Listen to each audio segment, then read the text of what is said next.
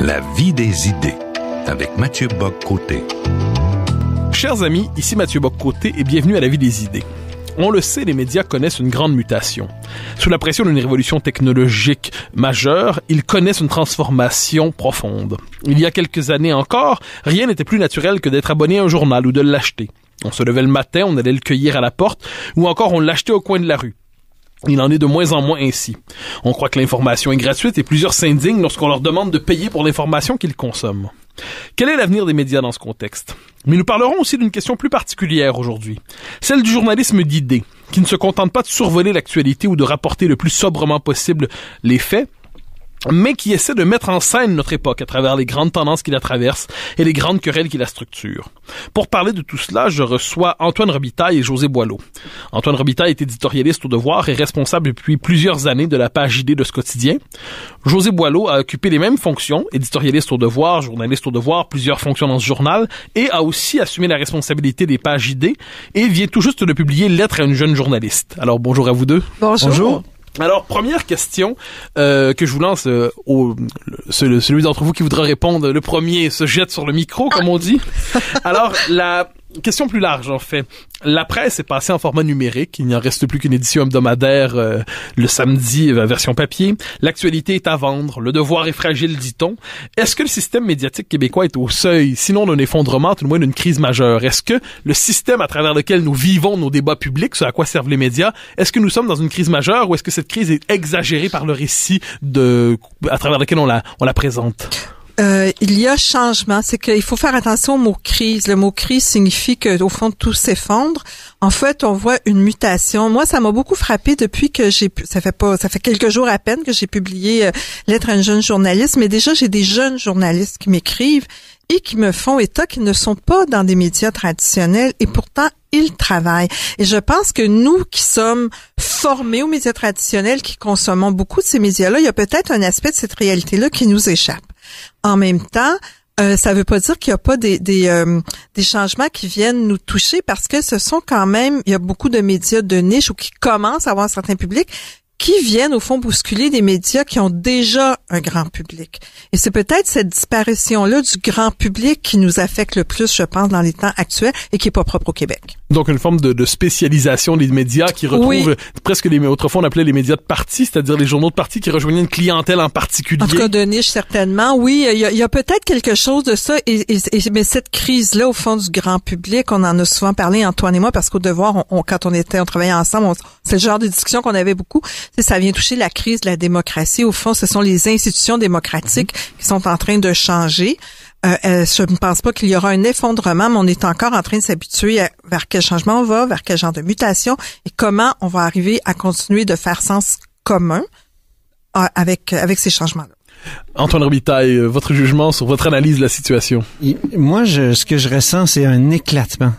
Un éclatement à cause des nouveaux médias, à cause de Facebook et compagnie, que moi-même je consulte beaucoup là. Je suis souvent là-dessus, donc je veux pas m'exclure de ces phénomènes-là, mais je sens que ça travaille au corps le sentiment national. Donc le fait que on forme une même nation.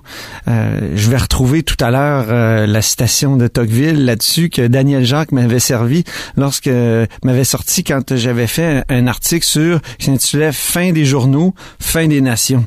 Et j'avais été stupéfait par ce phénomène-là que au fond les nations, il y a un lien entre les nations puis la création de l'imprimerie, l'invention de l'imprimerie et son développement là, c'est pas parfaitement coïncident dans l'histoire, mais c'est ce qu'on vit actuellement. Et au fond, il y a une bonne partie de nos revenus, à nous les journaux et les médias de masse, de l'ère de l'imprimé, qui s'en vont vers ceux qu'on appelle les GAFA, là, Google, Apple, Facebook et Amazon. Et moi, je trouve qu'il y a une grande tristesse à ça. Et souvent, je dirais que ce qui aggrave la crise, même je l'emploierais le mot crise, ce qui aggrave la crise, c'est que plusieurs personnes prennent des analyses américaines, sur la disparition des journaux et l'applique et plaque ça sur notre réalité. Or, on vit pas exactement le même type de transformation, de crise, parce qu'on n'avait pas le même type de conditions médiatiques. Quelle était la spécificité québécoise, c'est-à-dire des médias nationaux alors qu'il n'y en a pas là-bas? Je pense qu'aux États-Unis, la spécificité des journaux américains, c'était que il y a l'expression syndicated, hein? Aux États-Unis, c'est-à-dire que t'as un journal, t'as à peu près le même contenu national ou panaméricain, puis international, puis t'as les pages locales. Et ça, c'était un peu la paresse moi, il y a quelqu'un que j'avais interviewé chez Politico qui m'avait expliqué ça, qui est un ancien de USA Today. C'est un peu la paresse de notre industrie, c'est d'avoir justement une page locale. Puis, et donc ça, c'était la caractéristique des journaux américains, en tout cas de ceux qui sont rapidement disparus, parce que les gens y étaient pas attachés. Ici, je pense qu'on a des journaux auxquels les gens sont très attachés. Et c'est vraiment des journaux à la fois locaux et nationaux, parce qu'on est une petite nation aussi. Le Devoir est souvent on dit un journal montréalais, mais attention, on est bien distribué un peu partout, puis on réussit à fédérer bien des gens qui se parlent de l'Outaouais jusqu'en Gaspésie, là. Et c'est pas un journal américain, peut-être c'est un journal nord-américain, mais c'est pas un journal américain au sens des États-Unis. Oui, moi, je pense que dans au Québec, on a eu, à cause de notre histoire, cette petite nation francophone en terre d'Amérique, donc a eu besoin d'avoir des lieux de rassemblement. Quand Radio-Canada est créé, on va beaucoup le dire, Radio-Canada va beaucoup amener, être accolé à la Révolution tranquille. Le système Télémétropole qui deviendra TVA, qui ira vers Québécois, va nous créer un vedettariat local qui va faire en sorte que on se distingue dans notre consommation de certains produits culturels au sens très très large, mais ça inclut là-dedans le produit médiatique. Donc va amener un attachement des gens à nos lieux de rassemblement qui font que on se reconnaît là-dedans. Moi, je pense que ça, c'est encore existant. C'est pour ça que j'emploie c'est encore le terme existant? Oui, et non, mais il faut avoir conscience que parce que il y a toutes ces analyses qu'on plaque, et ça, Antoine a tout à fait raison de dire qu'il faut faire attention. Il y a aussi tous ces preneurs de parole très branchés qui, eux, veulent plus être dans le lieu de rassemblement, c'est bien leur affaire, mais il reste que la moitié du Québec, le dimanche soir, est encore devant sa télé, se sépare entre la voix, puis tout le monde en parle. Puis on est pas mal nombreux au Québec le mardi soir à écouter Unité 9. Bon, c'est des produits de consommation, on n'est pas dans l'information, mais il reste que ce sont des lieux qui font en sorte qu'on est tous en train de faire la même affaire en même temps. Il y avait des chiffres ce matin qui montraient la consommation de la télévision. C'est bien de valeur, mais Netflix, oui, il y a une gang qui aime ça, mais il y a beaucoup de gens au Québec qui écoutent encore leur télévision en direct. Le commun des mortels habite encore mentalement au Québec. Exactement. Et c'est vrai aussi pour les produits d'information grand public.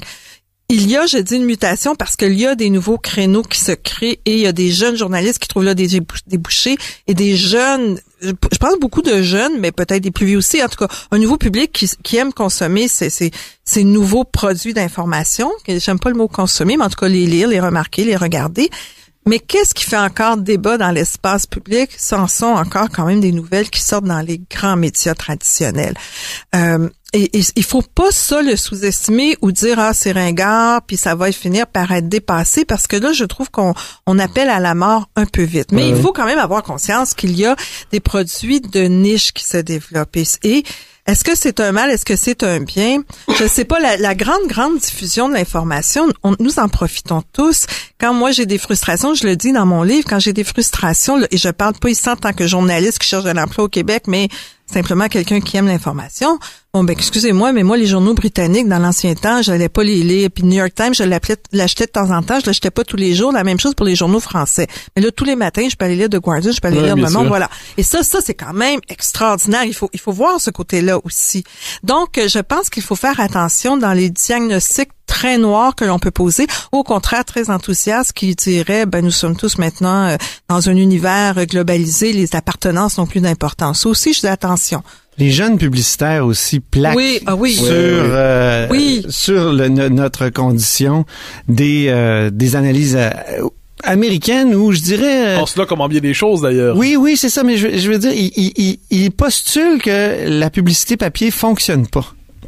Et ils sont tous là dans les grandes boîtes à décider finalement où on va acheter de la acheter de la publicité, où ils vont proposer de la publicité à leurs clients. Or, ils ont décidé eux que ça fonctionnait pas la publicité papier. Or, ça fonctionne encore. Oui, et je suis pas en train de dire que mais je pense que l'avenir va être beaucoup plus diversifié sur ce plan-là que ce qu'on avait pu prévoir. Moi, je suis d'accord. Moi, j'ai été rédactrice en chef longtemps au Devoir, donc à la direction. Et effectivement, on avait toujours, à un moment donné, des moments de brainstorming, de tempête d'idées, où il y avait des gens de l'extérieur qui venaient. Puis, il y a toujours ces gens du monde de la publicité, du monde du marketing qui, effectivement, plaquent des modèles. N'essaient pas de comprendre le produit réel qu'ils ont devant eux, mais plaquent des modèles. Et, effectivement, appellent à des changements radicaux. Mais le grand public, il est pas nécessairement là où eux pensent qu'ils sont. Et c'est des gens qui fonctionnent beaucoup avec leur gang. Oui, bien sûr, un petit milieu autoréférentiel sous-oxygéné. Et donc, mais n'écoute pas ce qui en est de la réalité du terrain. Et effectivement, au niveau de la publicité, c'est tragique parce que ça fait en sorte qu'ils ont beaucoup d'influence. Donc, il y a de la publicité qui se perd puis qui s'en va vers le web, mais la publicité sur le web ne marche pas nécessairement non plus. On est beaucoup dans les projections sans trop savoir où on s'en va parce qu'il y a personne qui sait où on s'en va, alors que le grand public, parfois, on lui force un peu trop vite la main. Il y a une institution, parce que vous avez tous les deux, vous êtes au Devoir, vous avez été au Devoir, il y a une institution au Devoir qui s'appelle la page ID. Oui. Alors, j'aimerais simplement vous entendre un peu sur cette question qui me semble fascinante. La page ID, d'aussi loin que je me souvienne, c'était la page où se tenaient, ou se tiennent peut-être encore, à tout le moins à bien des égards, les débats du milieu intellectuel québécois. C'est-à-dire, quand le milieu intellectuel veut débattre d'une question, qu'on le veuille ou non, il y a d'autres journaux, il y a des revues, il y a des colloques, mais en dernière instance, c'est dans la page ID du Devoir que ce débat est mené officiellement. Je pense à des débats comme Penser la nation québécoise en 1999, où une série d'intellectuels avait été invités pour dire où on en était dans nos représentations de la nation, puis il y a eu plusieurs débats au fil du temps. Est-ce qu'une institution comme la page ID conserve une même capacité à structurer un débat public aujourd'hui, où cet éclatement de l'espace démocratique dont vous parlez fait en sorte que sa capacité à structurer nos débats chez nos intellectuels, chez les figures principalement reconnues, est-ce que ça s'est effrité? Est-ce que ça s'est décomposé? Mathieu, avant d'arriver à aujourd'hui, je pense qu'il y a une chose très, très importante à dire par rapport à la page ID du Devoir. Moi, j'ai supervisé la page ID. Antoine a pris la relève. Ce que j'ai constaté, c'est probablement la page la plus lue du journal. Ah ben je m'en doute pas, les gens commencent même par ça. Non, mais c'est vraiment frappant parce qu'il faut savoir, parce que dans le milieu journalistique lui-même et au sein même du Devoir, les journalistes ne mesurent pas ça. Moi, ça, je l'ai dit un nombre incalculable de fois. Et à un moment donné, la presse a voulu aller beaucoup sur le terrain des idées. On savait même qu'ils rémunéraient ou ils demandaient l'exclusivité des auteurs. Et finalement, moi, ça me désespérait. C'était à l'époque où je m'occupais de la page D, mais finalement, ces auteurs-là finissaient par revenir au Devoir où on ne les rémunérait pas, parce qu'ils se rendaient compte, eux, ce qu'ils voulaient, c'est d'amener une pierre dans le débat public. Et ce débat public-là, il le retrouvait quand il mettait quelque chose dans le Devoir, c'était beaucoup plus discuté que quand c'était dans d'autres publications. Alors donc, je pense que il y a en soi cette page-là depuis extrêmement longtemps. Elle reste, et je crois qu'elle est encore une page vraiment importante dans l'espace, le Devoir. Maintenant, sur la structuration du débat, je vais laisser Antoine, parce qu'Antoine, tu es maintenant, depuis quelques années, en charge de la... Depuis 4 ans. Depuis 4 ans. Ouais. Alors, mais je vous pose la question, donc l'évolution de la page ID, son rôle, en fait, dans le débat public, parce que pour ce que j'en comprends, tout le moins c'est toujours ainsi que je l'ai vu, il y a ce désir qu'il y ait un endroit où le débat se situe à un autre niveau, où le débat n'est pas simplement chronique, opinion, querelle du jour et tout ça, où on accepte que le format en tant que tel conditionne un débat un peu plus élevé, qui serait peut-être même d'inspiration française, se dirait-on de temps en temps. Alors, est-ce que la page D a évolué en tant que telle? Conserve-t-elle son statut? Quel est son rôle dans l'organisation du débat public? C'est encore le premier choix de bien des auteurs, qui disent, je vous l'envoie, là, je vous envoie le texte, dites-le moi si vous le prenez pas, parce que ensuite j'irai voir ailleurs. Donc ça, on se fait dire ça régulièrement, on se fait dire ça tous les jours. Donc c'est encore le premier choix, mais je crois que c'est plus difficile qu'avant, à l'époque où on était la boîte aux lettres des intellectuels, bien sûr, dans les années 60-70, et on n'est plus la boîte aux lettres universelle qu'on était avant. Malheureusement, et je crois qu'il y a des débats qui se font ailleurs. Il y a et aujourd'hui de plus en plus à cause des réseaux sociaux, oui, tu dirais? Oui, les gens sont de plus en plus dans leur niche. Il y a un éclatement. On parle souvent de l'éclatement du mouvement national et puis des partis souverainistes de gauche. Ben, il y a un éclatement aussi des publications intellectuelles. C'est incroyable. Il y en a. Ils s'en créent constamment. Moi, j'ai voulu, quand je suis arrivé en poste, parce que je connaissais bien le monde des revues pour en avoir fondé une avec mes amis, Argument. J'ai voulu ouvrir un espace. Le mardi matin, c'est les idées en revue. Puis José m'a appuyé, puis je la remercie encore parce que... On aura l'occasion de revenir là-dessus d'ailleurs, plus en détail, parce que c'est une question fondamentale. Parce que je voyais l'éclatement, je me suis dit, justement, le devoir doit fédérer ceux qui pensent au Québec, dans le fond. Hein? On devrait avoir, je sais que c'est peut-être prétentieux de le dire, mais il faut avoir cette utopie-là en tête quand on fait le devoir. Il faut fédérer tout ce qui pense. Puis cette page-là, ben c'est la page où on doit le faire par excellence, le plus possible. Alors les idées en revue, moi je suis très content. Ça roule bien. On parle de revues qui souvent n'ont pas la diffusion qu'elles méritent, hein, que ce soit Liberté, L'Inconvénient, toutes ces revues-là très bonnes. D'ajouter l'Action nationale. L'Action nationale, évidemment. Écoute, on en publie Relations.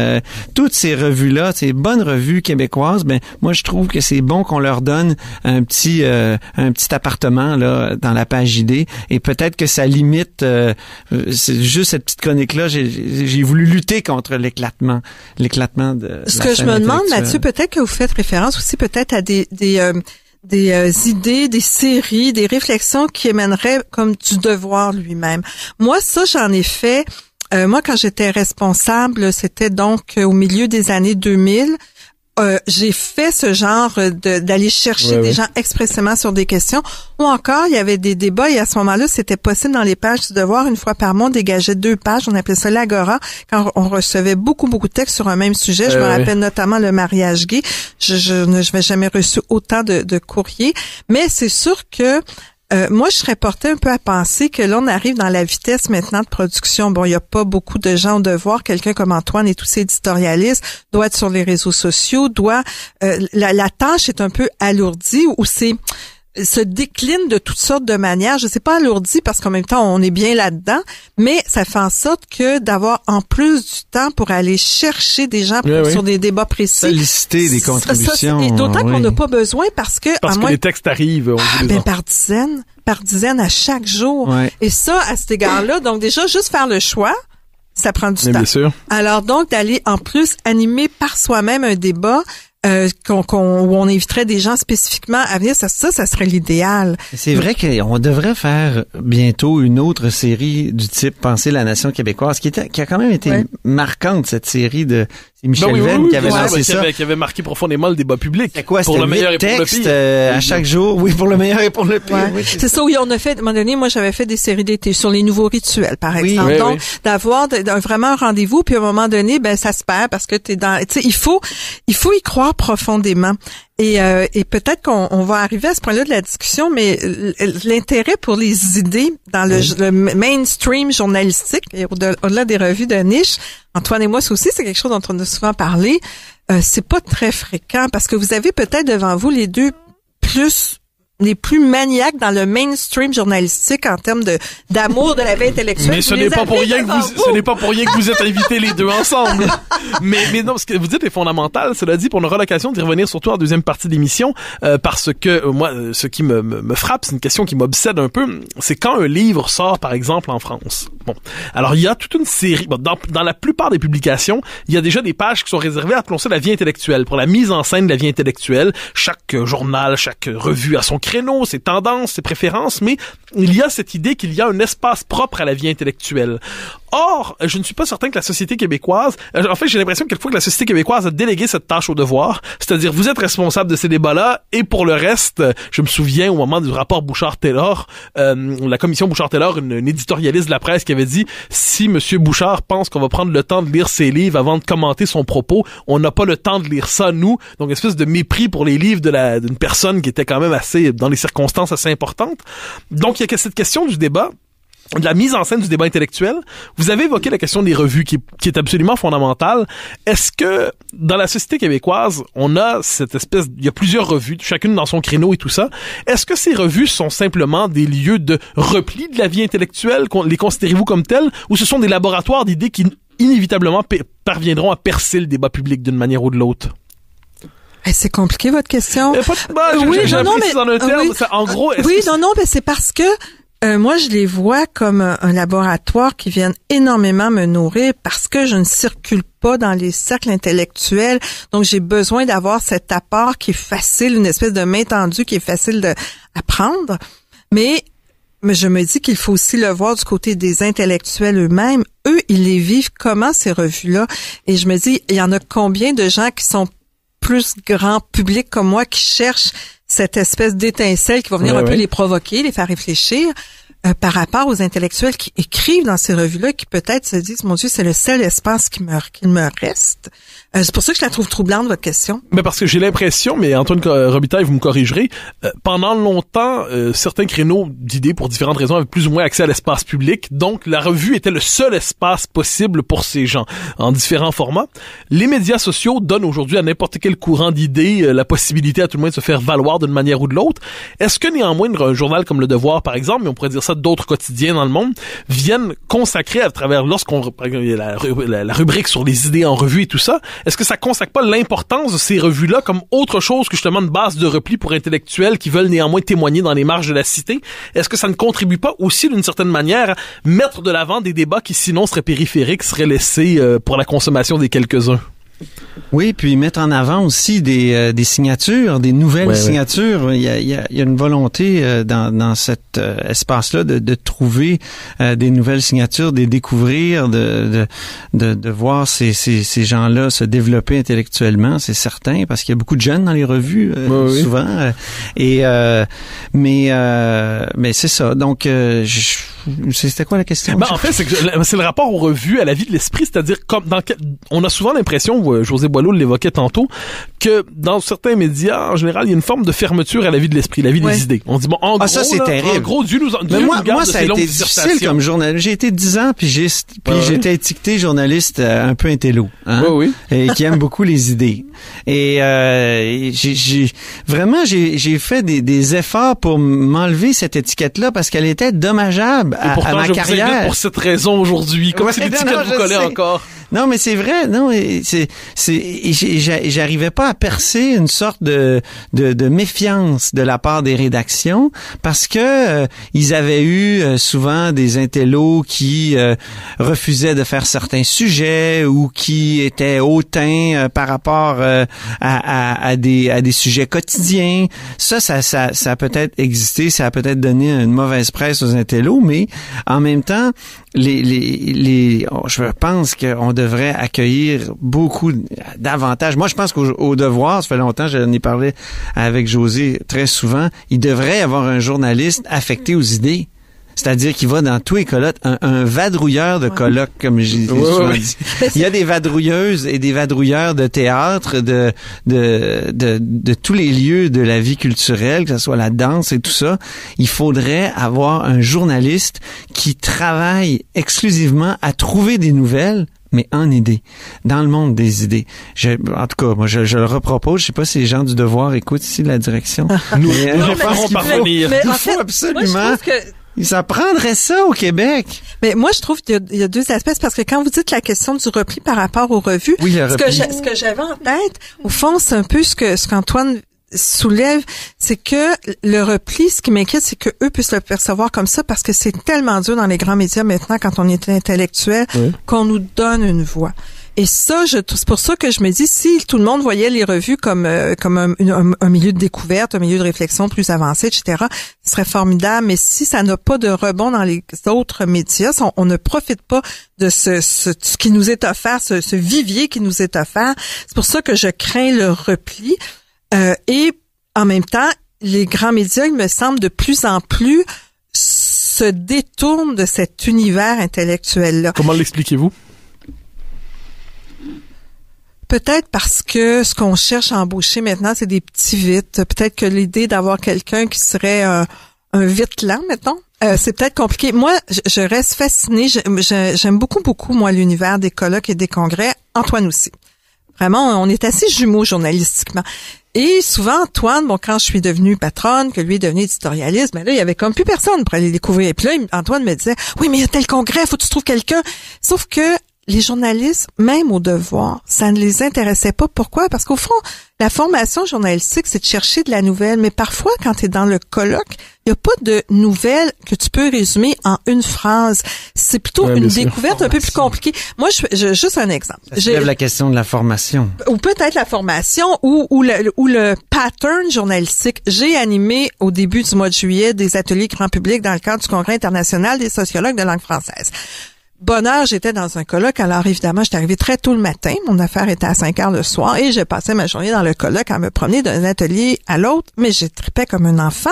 Je découvrais des affaires. Je trouvais ça fascinant. Moi, j'ai couvert l'ACFAS. Oui, puis un souk incroyable à nouvelles. Mais en plus, j'ai tellement eu de plaisir à faire l'ACFAS. Mais tu découvres des gens. C'est que tu découvres des gens très intéressants. Puis tu dis, mais pourquoi lui, je l'ai jamais entendu? Ils ont toutes sortes d'angles d'approche sur le réel. Les fait pas. Alors moi, ça, Mais ça, c'est le problème de la formation aussi.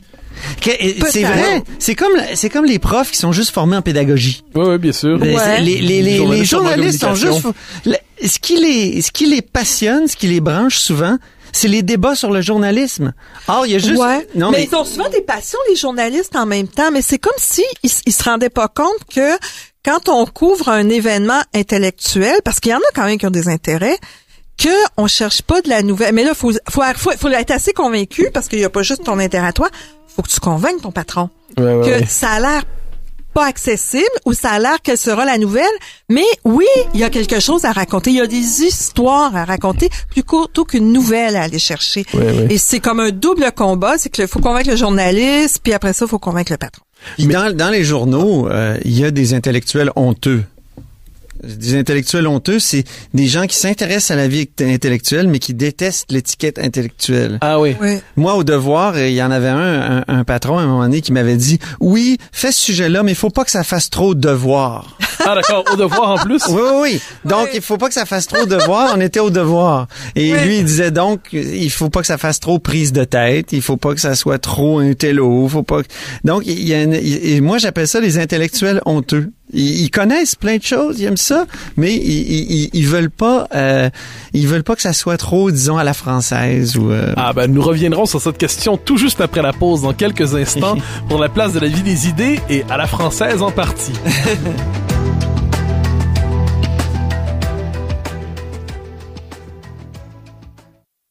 Vous écoutez Radio VM.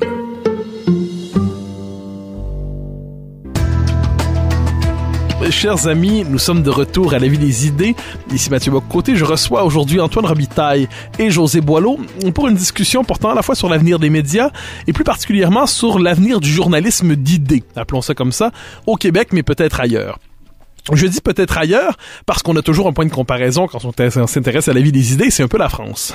Quand on regarde en France, on sait au Québec que l'actualité, qui est notre seul magazine, pourrait bien disparaître d'ici quelques mois. Quand on regarde la France, regardons le Figaro Magazine, Valeurs Actuelles, Le Point, L'Express, Le Nouvel Observateur. Il y a, puis on pourrait ajouter Causeur à tout ça, il y a dans chaque magazine une place réservée d'une manière ou de l'autre aux livres, à la vie des idées, aux querelles entre les intellectuels, aux grands débats qui touchent d'une manière ou de l'autre notre société.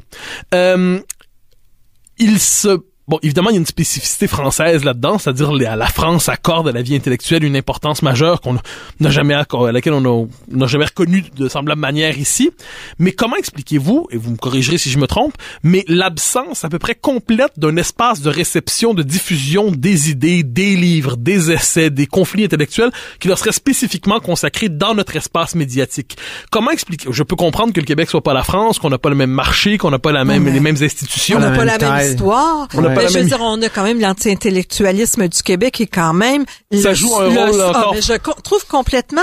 Moi, je m'intéresse beaucoup aux questions d'éducation comme vous deux. Et c'est toujours frappant. On parle, la persévérance scolaire, déjà l'obligation de fréquenter l'école est récente dans l'histoire du Québec, mais le modèle de réussite du Québec, ne l'oublions jamais, il s'appelle Céline Dion du côté féminin et Guy Laliberté du côté masculin, de spectaculaires décrocheurs du secondaire. Alors, c'est ça, il faut avoir quand même conscience qu'on part de là. Alors, donc, arriver à convaincre que déjà, moi j'ai fait des focus group dans toutes sortes de milieux où j'ai eu à travailler. On m'invitait toujours à observer des focus group, ce qui me rendait folle. Parce que quand on mettait des gens scolarisés, c'est qu'ils avaient un diplôme très scolarisé.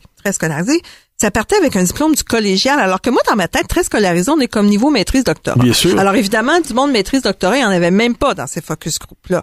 Fait qu'à partir de là, on voit bien que si on est impressionné par un diplôme du collégial, alors imaginez-vous s'il s'agit de débattre de la vie des idées, comment on peut le trouver en France, parce qu'en France, vous avez parlé quand même de publications grand public, mais on pourrait parler de philosophie, de sciences humaines, qui sont des revues absolument formidables et très accessibles pour un peu qu'on sache lire.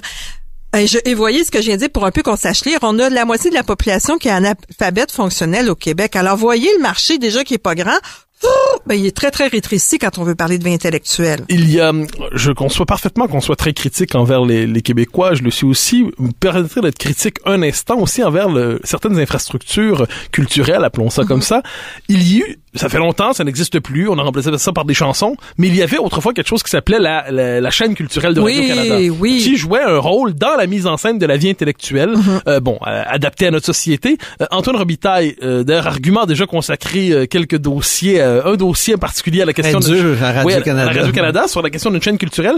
Est-ce que l'absence d'une chaîne culturelle est un manque dans l'organisation de la vie des idées? Est-ce qu'elle jouait le rôle d'un amplificateur de débat, de créateur de débat, ou d'une certaine manière, son absence n'a pas eu trop d'effet? C'était assez confidentiel, hein? La chaîne culturelle de Radio-Canada. Oui. Moi, je l'aimais beaucoup. Moi, j'écoutais et plusieurs de mes amis, mais ça avait pas un effet aussi grand que peut l'avoir, disons, France Culture. Donc on en dit France. Pourtant qu'elle est confidentielle quand on parle aux Français, souvent. C'est vrai. Ça, c'est sauf l'émission de Finkielkraut, par exemple, on nous dit à France Culture, vous savez, c'est confidentiel. Mais confidentiel avec de tels moyens, ça a quand même l'effet, la capacité de former l'esprit collectif d'une certaine manière. C'est sûr que les chiffres en France sont toujours décuplés par rapport au Québec. Hein, il faut voir aussi les effets de rebond. Moi, j'avais un collègue au devoir, je le nommerai pas, c'est une conversation privée, mais qui me disait, mais j'existe moi aussi comme public. J'en veux, moi, de ça. Pourquoi j'y aurais pas droit? Je paye mes taxes comme tout le monde. Pourquoi Radio-Canada ne me garde-t-elle pas un créneau, moi et les gens comme moi qui aiment avoir certaines exigences intellectuelles? Et je trouve que ça fait partie d'un mandat qui a été complètement abandonné. Et ça, pas complètement. Il y a aujourd'hui l'histoire à Radio-Canada qui est vraiment une émission intéressante. Ce sont les 30 J'espère que ça va faire tache d'huile. Oui, mais je pense que dans d'autres domaines, on pourrait faire aujourd'hui la philosophie, aujourd'hui la littérature. Mais encore là, on est dans l'histoire. Pas juste des magazines, parce qu'il y a une magasination. Oui, je vois mais ce que je trouve, dans aujourd'hui l'histoire que j'aime beaucoup moi aussi. Animé par Jacques Beauchamp, Radio-Canada. Tout à fait, qui est très intéressant. Mais reste qu'on est dans l'histoire, on n'est pas dans le débat contemporain. Et ça, d'avoir des débats contemporains sérieux, où on fait autre chose que rigoler, qu'aller vers l'anecdote, qu'aller vers finalement qu'on en arrive à des confidences personnelles, c'est très difficile à trouver. Sur les ondes privées, on oublie ça. Sur les ondes publiques, à Radio-Canada, c'est pour ainsi dire inexistant. Il y a des émissions comme Michel Desautels qui animent très bien le débat le dimanche matin, mais bon, c'est devenu inexistant. Et à Télé-Québec, ce n'est pas là. Et je voudrais souligner que ça a déjà été là encore tout récemment, puisqu'encore là, Antoine et moi, oui. En même temps, on a travaillé. Moi, je suis toujours José. À Bazo.tv. On a travaillé à une émission qui s'appelait Chasseurs d'idées. Oui, c'est vrai. Mon Dieu, oui. Alors, moi, j'étais recherchiste je m'en souviens, oui. Antoine aussi, mais c'était un bonheur. Vous avez à préparer une émission d'1 heure sur le capitalisme et son évolution, avec des gens qui sont des spécialistes de ça, et le mandat, c'est d'essayer de trouver des gens qu'on voit pas partout. J'ai fait une émission sur Hannah Arendt. J'ai fait une émission sur l'anarchie. Moi, sur l'américanité du Québec. Mais c'était le fun. C'était incroyable. Sauf que Télé-Québec qui n'y croyait pas. Alors, ils étaient pris, on va raconter la vraie histoire, ils étaient prêts à occuper quelqu'un qui avait une permanence. Alors, il fallait bien qu'ils lui donnent quelque chose à s'occuper, mais ils avaient mis l'émission pour être sûr qu'il n'y ait pas de public le dimanche après-midi à 2h avec la reprise à minuit soir. Alors, les codes d'écoute étaient de 15 000. C'était ridicule, mais on faisait tout pour tuer cette émission-là. Alors, moi, je trouve que on s'aide pas. C'est pas vrai que les gens s'intéressent pas à ces questions-là. Je vais prendre un exemple encore plus lointain. André Pratt, qui, avant d'être cet homme fédéraliste sur qui on tapait assez injustement souvent, je trouve, parce que c'est un monsieur articulé, André Pratt, à un moment donné, dans sa vie de journaliste, avait décidé de faire une chronique sur les thèses universitaires. Bien sûr. Mais c'était fascinant, c'était lu, c'était apprécié et il nous faisait découvrir recherche universitaire. Toutes sortes de nouvelles personnes, toutes sortes Il trouvait de la nouvelle dans les thèses de maîtrise, puis mais il y en avait, il y en a. Et donc, ça veut dire que quand il y a une volonté, mais le problème, c'est qu'il faut avoir des gens qui y croient. Et c'est là, peut-être qu'au niveau des directions des grands médias, peut-être qu'on n'y croit pas beaucoup. Et puis quand, en plus, il n'y a pas beaucoup de journalistes pour pousser ça ou parce qu'on leur donne autre chose à faire, ben, ça explique peut-être qu'on sent un tandem un peu isolé. Oui. Antoine Robitaille faisait remarquer tantôt la question de la formation, la formation des journalistes. Vous me permettrez à chacun ses tics. J'en ai un, c'est de citer Raymond Aron dès que j'en ai l'occasion. Oui. Dans ses mémoires. Je cherche encore ma citation de Tocqueville de tout à l'heure. On la mettra sur le site web ensuite. C'est comme ça qu'on fait aujourd'hui, avec la référence Amazon. Quoi qu'il en soit, Aron disait, se désolait, puis on est quand même dans les années 70, 80, début 80, de la formation des journalistes en disant la tentation de l'école de journalisme, c'est donc il donne l'illusion d'une professionnalisation du métier, alors que la véritable formation devrait être en histoire, en politologie, en sociologie. On peut faire une longue liste en économie, en histoire. Faites la longue liste possible. Science. Est-ce que oui aussi évidemment. Est-ce que c'est une critique qui porte encore aujourd'hui, qui demeure légitime quand on pense à la formation des journalistes, à leur capacité à mettre en scène des débats, ou parce qu'ils ont une responsabilité immense. Encore une fois, je le redis, c'est de mettre en scène des débats publics, ou c'est une critique qui vise pas très juste. Ben, c'est parce que dans la vraie vie, quand on va voir les CV des journalistes, ils ont ces formations-là. Ils n'ont pas que la formation en communication ou en journalisme. Alors, c'est pour ça que c'est difficile de voir. Peut-être que la critique, c'est peut-être sur la façon dont on doit pratiquer le métier plus que la formation. Parce que des gens qui ont fait Sciences Po, des gens qui ont fait droit, il y en a, ils sont présents quand même, qui ont fait économie, qui ont fait littérature. Vous en trouvez beaucoup, et pas seulement au devoir. Souvent, ils ont même fait plusieurs formations. Alors, c'est pour ça que moi, je suis un peu prudente face à ça, et surtout que... Et ça confirme ce que Raymond Aron disait. C'est peut-être la façon... Si tu dis que, justement, c'est ce qui arrive dans la réalité, et c'est bon que ça soit ainsi, qu'il y ait une formation multiple, qu'il n'ait pas qu'une formation en journalisme. Oui, ben ça, moi, je suis très sensible à ça parce que des journalistes plus éveillés, plus... Oui, c'est vrai, mais en même temps, puisque on a des critiques envers le métier puis qu'on a de la difficulté à trouver des gens qui vont se passionner pour les colloques et les congrès, et qui, malgré tout, il y a il y a beaucoup de gens qui ont une formation autre que communication, journalisme. Alors, il faut croire qu'il y a quelque chose d'autre qui fait en sorte que on voit pas le côté attrayant d'aller chercher des informations dans des lieux où il y a pas, où c'est pas, peut-être parce que c'est pas formaté. Tu sais, c'est pas une conférence de presse. C'est pas d'enquête. Puis c'est pas une conférence de presse où tu sais tout de suite ça va être quoi, en gros, la nouvelle du jour, puis tu vas travailler ça. Mais là, faut que tu sois un petit peu plus à l'affût, mais pas à l'affût de façon chaudruelle enquête. Vous voyez? Alors, je sais pas, moi, j'ai pas fini de me questionner là-dessus, puis c'est d'autant plus compliqué de me questionner que moi, je trouve ça intéressant, ces affaires-là. Oui. Mais oui, Antoine Robitaille, vous allez dire? Ben, là, peut-être que tu pensais à une couverture de type ACFAS, dans un colloque ou dans un... mais il y a aussi la vie intellectuelle dont Mathieu parle depuis tout à l'heure. C'est vrai qu'elle n'est pas couverte parce qu'il y a des... Et chez nous, c'est un peu comme aux États-Unis, ça devient des affaires de campus. Hein? Les débats intellectuels... La vie intellectuelle américaine était avalée par les campus. Se replie sur les campus. Et la vie intellectuelle au Québec est repliée sur l'université. carré, sur quelques cégeps peut-être, mais cette idée qu'une vie intellectuelle qui déborde et qui peut... Enfin, la vertu de la vie intellectuelle, lorsqu'elle apparaît dans les médias, c'est qu'elle donne un peu de relief à l'actualité, elle donne une profondeur à l'actualité. Or, j'ai souvent l'impression, mais peut-être parce que je suis trop injuste, que sauf exception, cette profondeur, elle est généralement absente, ou si elle n'est pas absente, à tout le moins, elle est même indésirée quelquefois. Comme si, d'une certaine manière, il y avait... Ça a changé. Il y a des chroniqueurs, même au Journal de Montréal, qui parlent beaucoup d'idées. Ah ben ça, oui. Et qui sont la cible de bien des intellectuels parce que, justement, ils brassent ces mêmes idées-là et peut-être que ça fait remonter un peu le débat à la surface. Vous devinez que je m'abstenais de parler du journal pour lequel je travaille, là. Non, mais c'est une forme de politesse élémentaire envers mon employeur. Je sais, mais en fait, je vous répondrais, cela dit, si je peux pendant un instant porter un autre chapeau. La chose parce que José Boileau disait tantôt, il y a un anti-intellectualisme au Québec qui est très forte. L'expérience paradoxale que j'ai fait, c'est que, parce que j'ai pas vraiment, quand j'écrivais dans Le Devoir, comme dans la page D où j'écris aujourd'hui, j'ai pas vraiment changé ni de style, ni, en fait, j'ai plus de place puisque j'ai un blog aussi, donc et je constate qu'il y a un intérêt chez le lecteur. Donc oui, un anti-intellectualisme québécois, mais de l'autre côté, il y a beaucoup de gens, la figure de l'honnête homme existe encore, qui est à la recherche de quelque chose d'autre que ce qu'offre le paysage médiatique. Et moi, avec mes petits pouvoirs. C'est ça, moi je trouve vous en êtes la preuve, Mathieu. Oui, c'est vrai, vous faites du journalisme d'idées, vous faites de la chronique, vous faites du journalisme d'idées.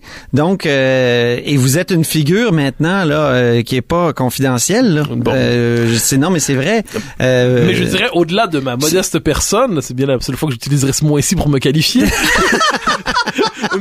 mais je crois qu'il y a au-delà donc de cela, il y a une demande qui ne trouve pas son offre. Oui, mais c'est peut-être un peu quand on a commencé au tout début. Vous savez, quand on a parlé de la publicité au tout début de cet entretien. Donc, il y a comme des gens qui sont les décideurs de qu'est-ce que le monde peut bien avoir, de quoi les gens peuvent bien avoir envie. Et c'est vrai au fond peut-être pour l'espace qu'on décide de garder, c'est que prenons comme chasseur d'idées, même si c'était finalement le dimanche après-midi, ça avait son public. Ouais.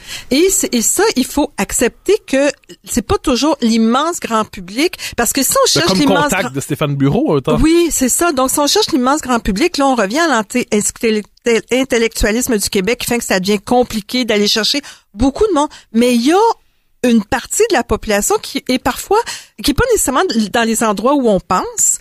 Moi, je me rappelle d'avoir été, par exemple, et je prends cette anecdote personnelle-là parce qu'elle m'avait beaucoup fait sourire. J'étais allée simplement acheter une paire de chaussures dans un magasin de chaussures et la vendeuse était une grande lectrice du Devoir. Alors, vous voyez, elle était pas prof, parce qu'on est toujours en train de dire à Le Devoir le cliché. Bon. Et c'est sûrement la même chose pour vous au Journal de Montréal. Il y a probablement des gens qui sont dans des milieux où, a priori, on pourrait pas penser qu'on aime lire du Mathieu Bock-Côté. Oui, hier à la pharmacie, j'ai dédicacé 3 de mes ouvrages. Bon, ben, voyez. Alors, donc, il y a un public qui est pas un très large public, mais à qui on donne on a très très peu d'écoute. Mais c'est vrai qu'on cherche toujours le large public aujourd'hui. Oui, c'est ça. Moi, j'avais été assez sidérée. Sauf dans les niches. Et là, oui, ben là, les mais niches. il y a un entre-deux probablement entre La Voix, disons ça comme ça, et Ricochet, pour parler d'une revue pour laquelle j'ai pas une affection exagérée. Mais il y a un entre-deux. Vous êtes attaqué régulièrement. Bon, je ne suis pas le seul. Ça vous est probablement arrivé aussi. Mais il me semble que cet entre-deux, cette idée que c'est la figure de l'honnête homme. José Boileau me pardonnera cette formule. Oui, non, je pardonne. Mais la figure de l'honnête homme demeure celle de... Parce que la femme est honnête aussi, là, attention. Évidemment. Mais vous évoquiez tantôt, au tout début, la question du rapport à la démocratie. Vous disiez, les grands médias permettent de constituer un espace démocratique où, au-delà, chacun dans sa niche, on a un espace démocratique. La figure de l'honnête homme, c'est la figure démocratique par excellence. Il peut avoir n'importe quel job, n'importe quel emploi, mais il se passionne ou s'intéresse aux choses de la cité. Or, j'ai l'impression que la figure de l'honnête homme n'est plus nécessairement celle pour qui le commun des journalistes ou des chroniqueurs écrivent. C'est-à-dire cette idée que voilà un citoyen qui, au-delà de ses activités quotidiennes, s'intéresse aussi à la cité. Et ce préjugé favorable envers l'honnête homme, est-ce que d'après vous, il existe encore dans le système médiatique? Moi, je le prends encore plus large que ça. C'est que je trouve que on a des institutions politiques où on a de la difficulté à se reconnaître face à ces politiciens qui devraient nous représenter. Il y a une coupure, une césure, les gens vont moins voter. Il y a une méfiance envers les institutions dans tout genre, que ça va de l'Église jusqu'au mouvement syndical. Donc, et à travers ça, les institutions médiatiques sont aussi affectées.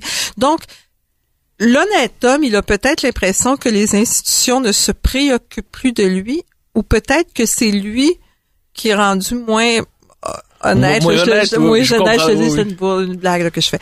Mais c'est comme s'il y avait une coupure entre ce que nous sommes comme individus et les façons collectives de nous représenter de toutes les façons. Ce que les médias vivent ne peut pas être détaché des tourments que traverse le monde politique, des tourments que traversent les institutions qui ne savent plus comment faire en sorte de pérenniser les choses. Je vais prendre un exemple. Le printemps 2012, moi, je l'ai trouvé formidable, pas en termes de sa violence. Moi, je trouve qu'on a beaucoup parlé de la violence, mais au départ, il y avait autre chose et il y a eu des manifestations très créatives.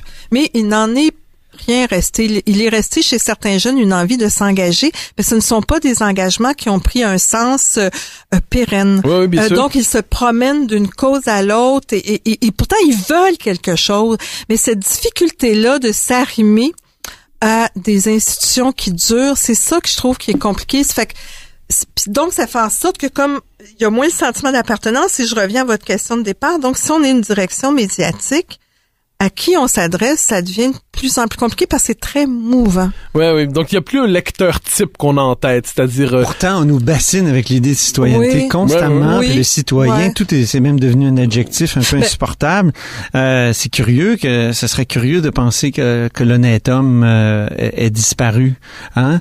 Mais en même temps, au même moment où on nous bassine avec la citoyenneté, où tout le monde se dit citoyen, où on veut que les autos soient citoyennes, hein, que tout soit citoyen, il y a un éclatement considérable et il y a un manque de références communes.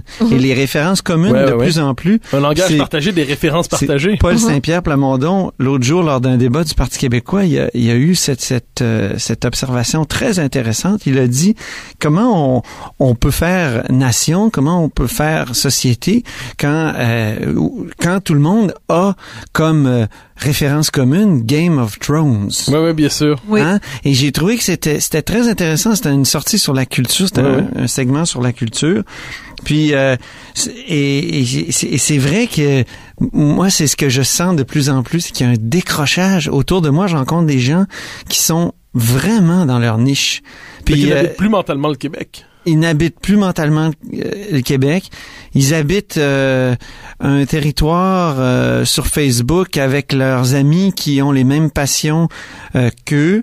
Ils regardent plus la télé parce qu'il y a eu la critique de la télé pendant tant d'années. Et ils regardent des séries.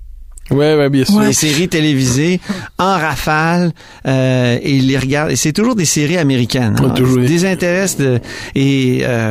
Donc moi, je pense que c'est à ce citoyen-là qu'on a du mal à s'adresser. Et de plus en plus, et ils sont de plus en plus nombreux. Je dis, c'est vrai, comme José le disait. Ils sont de plus en plus bruyants, je dirais. Moi, je dirais qu'ils prennent beaucoup la parole, ces gens-là. Mais je trouve Ils se désaffilient. Ils se désaffilient, et ils le disent, et ils s'en vantent. Mais je trouve qu'ils sont pas si nombreux. Et c'est cette coupure-là entre ces gens qui parlent, qui sont les leaders d'opinion, et puis le reste du monde au Québec qui sont... Moi, je le vis beaucoup. Non, mais quand le téléjournal attire plus que 400 000 téléspectateurs, alors qu'avant, il attirait on pourrait tellement faire des débats là-dessus parce que moi, le téléjournal, rapidement... J'écoute beaucoup la radio de Radio-Canada. Bon, quand j'arrive le soir au téléjournal et que je vois au téléjournal le topo que j'ai entendu à l'heure du monde, qui est formidable, l'heure du monde à 6h, à la radio de Radio-Canada, je trouve pas ça intéressant d'écouter le téléjournal, je vais écouter TVA. Parce que là, j'ai la répétition, alors qu'avant, il y avait quand même, on voyait pas la même chose, on n'entendait pas la même chose au bulletin de nouvelles radio qu'au bulletin de nouvelles télé. Mais moi, ce que je veux dire, j'ai une maison à la campagne. En même temps, Antoine, tu ne restes pas à Montréal, tu demeures à Québec. Donc, tu as une vue aussi de l'autre grand pôle du Québec.